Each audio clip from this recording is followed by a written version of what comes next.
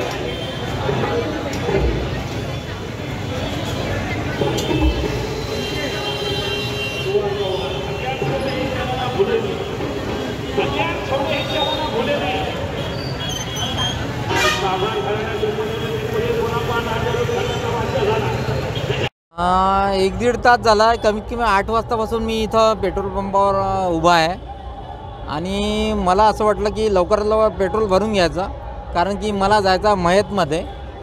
मी मुलाला घेऊन आलो, पप्पा पप्पा करून राहिला तो विषय. म्हटलं चला 10-15 मिनटात पेट्रोल भरून आपण घरी जाऊ, पण 1-1.5 तास झाला, आता 2 तास होऊन राहिले, पेट्रोल मिळायला तयार नाही आहे. शासन काय करून राहिलं मला माहीत नाही. ट्रक ड्रायव्हरचा विषय म्हणजे संप आहे, हे ठीक आहे, हे मान्य आहे मला, पण आमचा काय विषय, सामान्य जनतेचा काय विषय, याच्यात प्रशासन काय करून राहिलं. आता मला सांगा विषय, काल 31 होती, प्रशासनानं पूर्ण चौकात सगळे बॅरिकेड लावले, सगळे लावले की दारू पिणाऱ्याला पकडा, सगळं करा. दारू पिणाऱ्या पकडणं हा विषय दुय्यम आहे, पण डायरेक्ट आपले पैसे भरा, खिसे भरा, हा विषय केला. पण आता जो पेट्रोल पंपावर जो गर्दी आहे, एकही पोलीसवाला आणि एकही आपला कुठले प्रशासनवाले कोणी इथं तयार नाही आहे की सगळ्यांना सांभाळणार आहे आणि एक लाईनात पाठवून.